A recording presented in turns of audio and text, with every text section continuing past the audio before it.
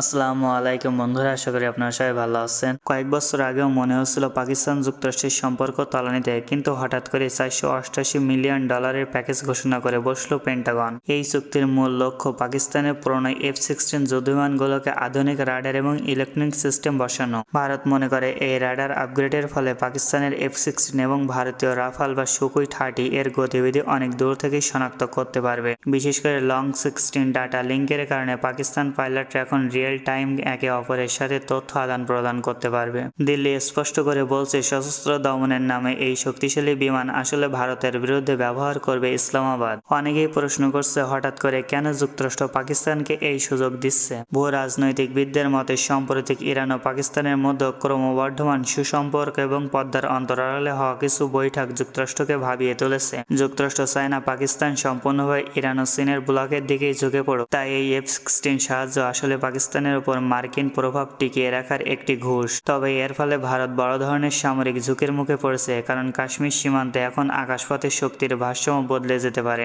অন্যদিকে বিশ্ব অর্থনীতি মার্কিন নিষেধাজ্ঞা বুড়ো আঙুল দেখে ইরান থেকে রেকর্ড পরিমাণ তেল কিনছে চীন। মজার ব্যাপার হলো এই বিশাল বাণিজ্যের কোনো ডলার ব্যবহার করা হচ্ছে না। চীন পেমেন্ট করছে তাদের নিজস্ব মুদ্রা ইউয়ানে। গত 80 বছর ধরে তেল কেনা বেচা ডলার ছিলই রাজা, কিন্তু চীন এখন প্রেটো ইউয়ান ব্যবস্থা চালু করছে। ইরান ও রাশিয়া এখন চীনের সাথে বাণিজ্য করে দিব্যি টিকে আছে। হঠাৎ ওয়াশিংটনের নিষেধাজ্ঞা আর আগের মতো ধার নেই। ডলারে অবমূল্যায়ন। সারা বিশ্ব যখন দেখছে ডলার ছাড়াও ব্যবসা সম্ভব, তখন অনেক দেশই ডলারের রিজার্ভ কমিয়ে দেবে। এর মানে হলো মার্কিন যুক্তরাষ্ট্রের মুদ্রাস্ফীতি এবং ডলারের পতন। মাল্টিপোলার বা বহুমুখী বিশ্বের দিকেই যাচ্ছে। একদিকে ভারত যুক্তরাষ্ট্রের জোট, অন্যদিকে চীন রাশিয়া ইরান জোট। পাকিস্তান এখন ব্যালেন্স করার চেষ্টা করছে। ইউরোপ থেকে এশিয়া সবাই এখন ডলারের বিকল্প খুঁজছে। যদি সৌদি আরব ও চীনের সাথে ইউয়ানের তেল বিক্রি শুরু করে, তবে মার্কিন ডলার হবে স্রেফ একটি কাগজের টুকরো। আমরা এমন এক সময়ের সাক্ষী হতে যাচ্ছি। ইরানকে নিয়ে মধ্যপ্রাচ্যে যখন যুক্তরাষ্ট্র আর ইসরায়েলের মধ্যে তুমুল অস্থিরতা, তখন পদ্মার আড়ালে নতুন এক খেলা খেলছে রাশিয়া।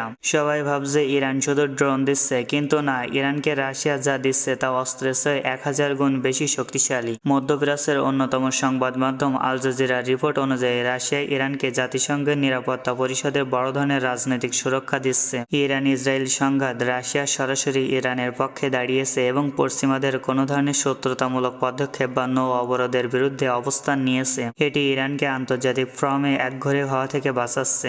রাশিয়া ইরানকে মার্কিন যুদ্ধজাহাজ ও সামরিক ঘাঁটিতে নিখুঁত অবস্থান জানার জন্য 2026 সালে মার্চ মাসের রিপোর্ট বলছে রাশিয়ার লিয়ানা গোয়েন্দা স্যাটেলাইট সিস্টেমের তথ্য ইরান ব্যবহার করছে। এর ফলে ইরান আগাম জানতে পারে কোথায় হামলা করলে যুক্তরাষ্ট্রের সবচেয়ে বেশি ক্ষতি হবে। ইরান শুধু ড্রোন দিচ্ছে না, রাশিয়াকে সেই ড্রোন তৈরি প্রযুক্তি দিচ্ছে। রাশিয়া এখন নিজের মাটিতে শাহেদ 136 Zran-2 উৎপাদন করছে, তবে সেটির পিছনে রয়েছে ইরানি প্রযুক্তির সম্পূর্ণ ডিজাইন। অর্থাৎ ইরান এখন রাশিয়ার সামরিক শিল্পকে নিজের প্রযুক্তিতে শক্তিশালী করছে। 2025 সালে 20 বছরের দীর্ঘমেয়াদী চুক্তি অনুযায়ী রাশিয়া ইরানকে বুশেহার পারমাণবিক বিদ্যুৎ কেন্দ্রের নতুন 2টি ইউনিট তৈরি করেছে। চরম অর্থনৈতিক নিষেধাজ্ঞার মধ্যেও রাশিয়া ইরানের পারমাণবিক ও জ্বালানি খাতে বিনিয়োগ অব্যাহত রেখেছে, যা ইরানের জন্য একটি বড় অর্থনৈতিক লাইফলাইন। রাশিয়া ইরানকে সরাসরি সৈন্য না দিলেও এমন গোয়েন্দা প্রযুক্তি সহায়তা দিচ্ছে, যার ফলে ইরান একাই নিজের অঞ্চলের সুপার পাওয়ার হওয়ার সক্ষমতা দেখাচ্ছে। এটি শুধু অস্ত্রের খেলা নয়, এটি মধ্যপ্রাচ্যে যুক্তরাষ্ট্রের আধিপত্য ভাঙার একটি বিশাল কৌশল।